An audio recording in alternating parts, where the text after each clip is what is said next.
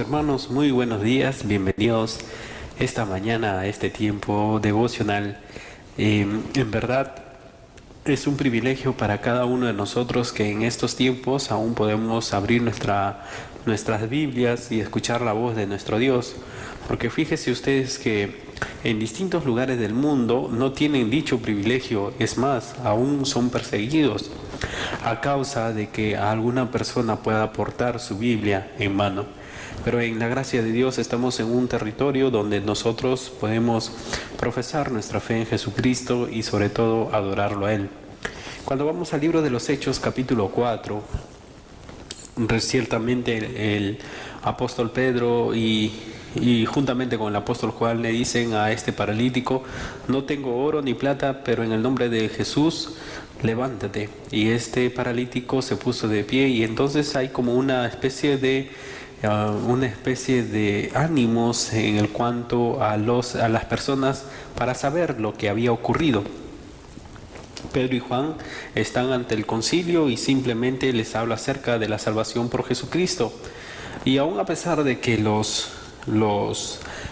líderes religiosos quisieron aprender a Pedro y a Juan, y además ellos quisieron en este caso llevarlos a la cárcel, torturarlos, gritarlos y todo ello, aún a pesar de todo esto, la Biblia nos dice que Dios los libró de todo este tipo de acusaciones, porque en realidad eran injustas. Y finalmente nos dice el capítulo 4, al finalizar en los versículos 32 al 36, nos dice que había una característica muy particular en la iglesia primitiva. En la iglesia que se iba añadiendo más y más personas. Fíjese, la multitud de los que habían creído era de un corazón y un alma, y ninguno decía ser suyo propio nada de lo que poseía, sino que tenían todas las cosas en común. Hermanos, aquí en este simple versículo podemos notar algunas características propias que hasta el día de hoy nosotros debemos de imitar de la iglesia primitiva.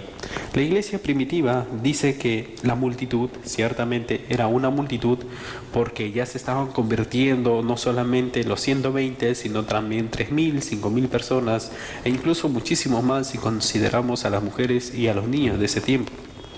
Y en este contexto nos dice, esta multitud, quienes estaban creyendo, era de un corazón y un alma. Un corazón porque tenían un mismo sentir, tenían un mismo palpitar, hablando de una manera figurativa, cierto está. Ellos tenían una misma visión, que era que todo lo que ellos iban a hacer giraba en torno de nuestro Señor Jesucristo. Las cosas que a Él le agradaban, las cosas que le desagradaban a Él, no lo practicaban, pero las cosas que sí lo agradaban, sí practicaba la iglesia primitiva.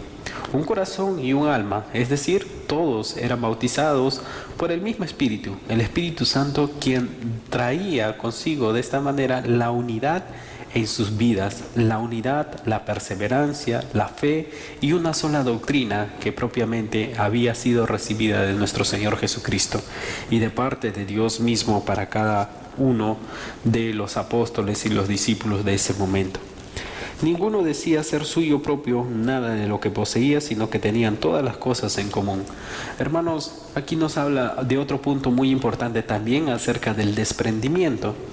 Muchas veces nosotros tenemos las ganas de acapararlo todo, de tener todas las cosas para nosotros mismos. Sin embargo, la Biblia nos enseña de que la primera iglesia primitiva, la iglesia primitiva, realizaba un denominador común. Nada era ni tuyo ni mío. Las cosas eran de nosotros, y por lo tanto, como las cosas eran de nosotros, propiamente nosotros tenemos que ayudarnos mutuamente. Si yo tengo más, entonces lo traigo para que pueda ser distribuido de una manera equitativa para las demás personas o nuestros demás hermanos que están atravesando alguna necesidad. 33 dice, y con gran poder los apóstoles daban testimonio de la resurrección del Señor, y abundante gracia era sobre todos ellos. Hermanos, es bien cierto que a veces a nosotros como hombres, como personas, nos gusta realizar una labor social.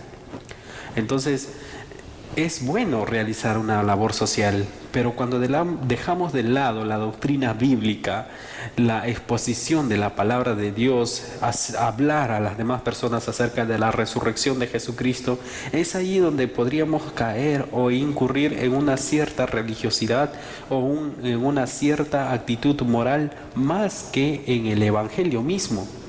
Y hay otras personas que también se puede notar que predican la palabra de Dios, es cierto, y que tal vez están descuidando esta área o labor social dentro de la comunidad cristiana. Y es ahí también donde nosotros nos debemos dar cuenta que la iglesia primitiva, ambos enfoques dentro de su convivencia iban de la mano. Si bien es cierto, nosotros con la palabra de Dios damos una luz de esperanza para las personas y que estas personas puedan venir al arrepentimiento y ser salvos, por otro lado también, como nos dirías Santiago nos diría que muéstrame tu fe por medio de tus obras. Entonces yo muestro mi fe, lo que predico, por medio de ayudar o realizar algún tipo de labor social. Ciertamente, mis hermanos, pero todo gira en torno del mensaje de Jesucristo, la resurrección de Jesucristo. Fíjese, daban testimonio de la resurrección de Jesús y abundante gracia era sobre ellos. Así que no había entre ellos ningún necesitado, porque todos los que poseían heredades o casas las vendían y los traían al precio de lo vendido y las ponían a los pies de los apóstoles y se repartía a cada uno según su necesidad. Hermanos, esto es de suma importancia. La iglesia primitiva no perdía el enfoque de predicar el mensaje de salvación, el evangelio de Jesucristo. La iglesia primitiva siempre giraba en torno de compartir el mensaje de Dios.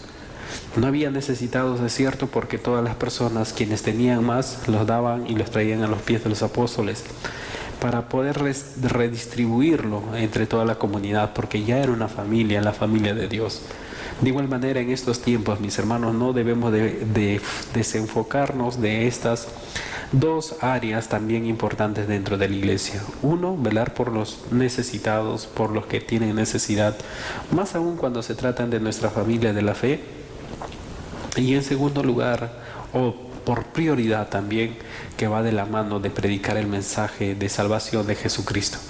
Hermanos, que Dios nos ayude, porque a veces nos es complicado, porque a veces nos vemos a nosotros mismos y vemos nuestra necesidad antes que el de las demás personas, antes que el de la otra persona, que mi hermano, que mi prójimo. Que Dios nos ayude y en su gracia podamos realizar su preciosa voluntad. Te adoramos, Dios. Gracias por tu palabra, por tu amor, tu misericordia, tu gracia. Nos permites poder reflexionar acerca de tu palabra, de la importancia de lo que es estar comprometidos con la obra del ministerio, con la obra tuya, Señor. Ayúdanos a vivir conforme a tus propósitos, girando en torno a ti, Señor. Gracias te damos en el nombre de Jesús. Amén. Bendiciones, hermanos.